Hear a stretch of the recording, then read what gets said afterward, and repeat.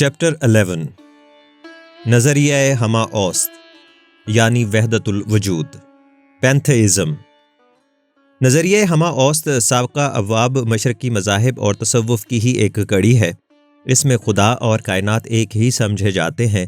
اس طرح خدا کی حیثیت غیر شخصی ہو جاتی ہے۔ دراصل یہ نظریہ اس قدیم مذہب ہی کا پرتو ہے جس میں فطرت کے مظاہر کو خدائی صفات کا حامل جانا جاتا تھا۔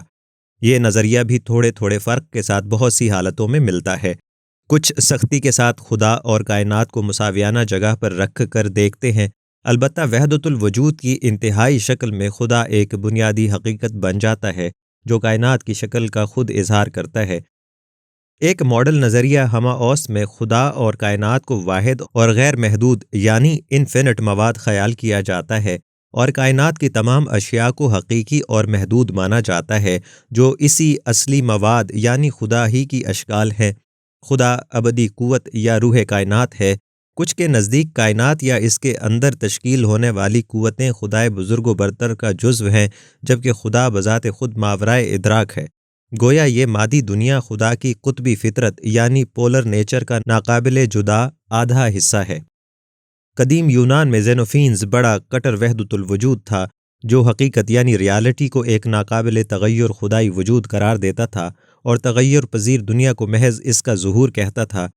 حرکیاتی یعنی ڈائنامک وحدت الوجودیت ہمیں ہیراکلیٹس میں نظر آتی ہے۔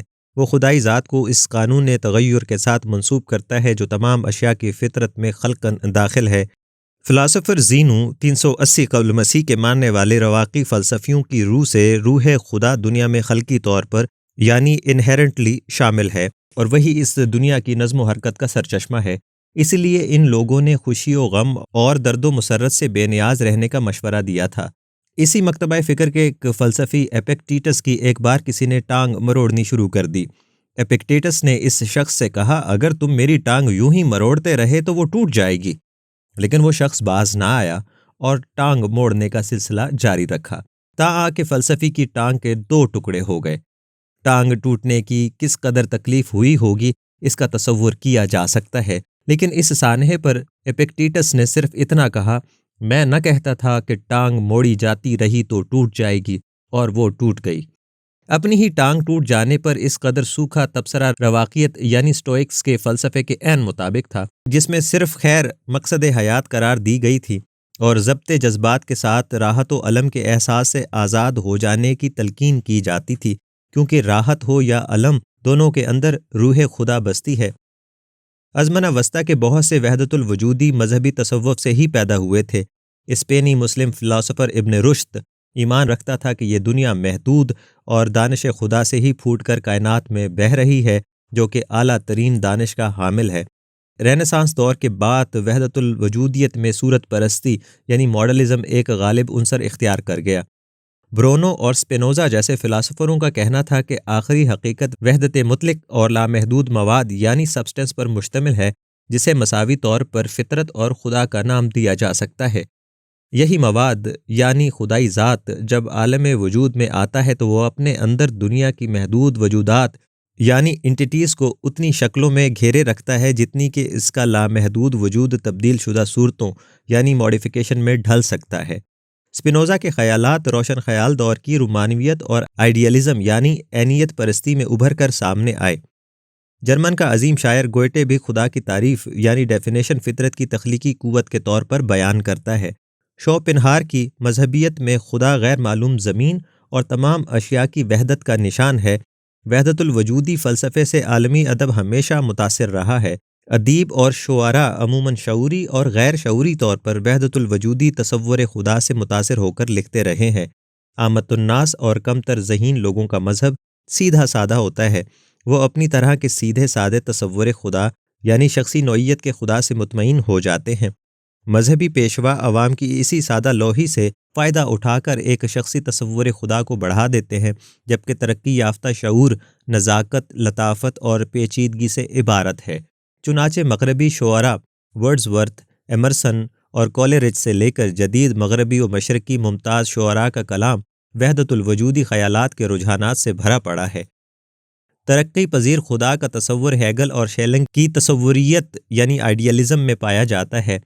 ہیگل کے نزدیک روح مطلق جیتی جاگتی حقیقت کے طور پر اپنے پورے شعوری وجود میں آہستہ آہستہ فطرت کے ارتقاء کے ساتھ انسانی روح میں متشکل ہوتی ہے، اور یہ عمل اس وقت تک جاری رہے گا جب تک روح مطلق یعنی خدا ہر چیز کو اپنی ذات کے اندر داخل کر کے انہیں ایک وحدت میں نہیں پرو دیتی۔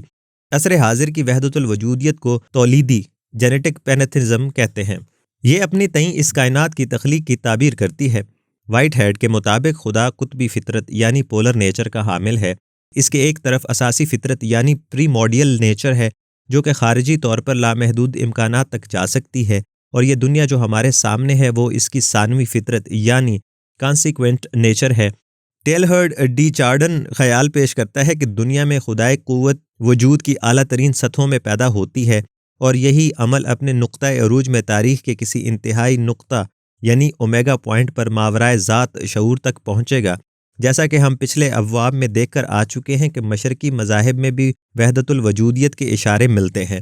قدیم فلسفیانہ سنسکرتی تحریروں میں یہ خیال سامنے آتا ہے کہ برہما یعنی جو حقیقت مطلق ہے ہی تمام اشیاء کی وحدت اور اصل ہے۔ شنکر کا بھی کہنا تھا کہ برہما یعنی وجود مطلق اور آتما یعنی سیلف دونوں ایک ہی ہیں۔ فلاسفر رادھا کرشن بھی وحدت الوجودی تھا۔ اس کا کہنا تھا کہ کائناتی سرگرمی اور ممکنہ ابدیت ایک مطلق خدائے وحدت کے ایسے اجزاء ہیں جو باہم رشتوں میں منسلک ہیں۔ خدا کے نہ ماننے والوں کا وحدت الوجودیت پر اعتراض رہا ہے کہ کائنات کی لا انتہا وسعت، وحدت یعنی یونٹی، اور خلقی قوتوں یعنی انہیرنٹ فورسز پر ایمان تسلیم، لیکن اس کی کوئی وجہ نظر نہیں آتی کہ انہیں کسی خدائی صفات کے ساتھ منسوب کیا جائے۔ مشرق وسطیٰ اور عرب سرزمین سے جنم لینے والے مذاہب بھی وحدت الوجودیت کو نہیں مانتے، اس لیے کہ وہ ایک شخصی اور اخلاقی خدا پر یقین رکھتے ہیں جس نے سوچے سمجھے منصوبے کے تحت اس دنیا کو پیدا کیا ہوا ہے۔ اس کا ایک الگ اور آزاد وجود ہے اور جو کائنات کے ساتھ بھی قریبی تعلق قائم رکھتا ہے۔ البتہ ان مذاہب کے اندر ہمیشہ ایسے صوفی بزرگ اور اولیاء پیدا ہوتے رہے ہیں جنہوں نے شدت کے ساتھ وحدت الوجودیت کا پرچار کیا اور وسیع پیمانے پر خاص و عام حلقوں کو اپنے خیالات سے متاثر کیا۔ وحدت الوجودی نظریے میں کچھ مشکلات بھی ہیں، چنانچہ اس پر مندرجہ ذیل تنقیدی سوالات بھی اٹھائے جاتے رہے ہیں۔ نمبر 1، کچھ بھی کہا جائے کائنات ہی خدا ہے یا خدا کا ناگزیر حصہ یا کائنات خدا کا ناگزیر جزو، ان سب صورتوں میں یہ کیسے کہا جا سکتا ہے کہ خدا ابدی، لامحدود اور ضروری ہے؟ کائنات جیسی ہے اسے ویسا ہی قبول کیوں نہیں کیا جا سکتا؟ اس کے ساتھ خدا کے اضافی تصور کا قافیہ لگانا کیوں ضروری ہے؟ یعنی کائنات کی صفات و خصوصیات کو اس کے ماورا لے جانے کی کیا ضرورت ہے؟ نمبر 2، اس نظریے کی دوسری مشکل یہ ہے کہ اگر یہ کائنات محدود ثابت ہو گئی، یعنی جیسا کہ آج سائنس کا دعویٰ ہے، تو خدا بھی محدود قرار پائے گا۔ نمبر 3، تیسرا مسئلہ شرک وجود کا ہے۔ اگر کائنات کو خدا کا روپ یا اس کے ناگزیر جزو کے طور پر مان لیا جائے، تب بدی اور شر یا تو خدا کی ذات کا حقیقی حصہ قرار پاتے ہیں یا پھر فقط ہماری نظروں کا دھوکہ۔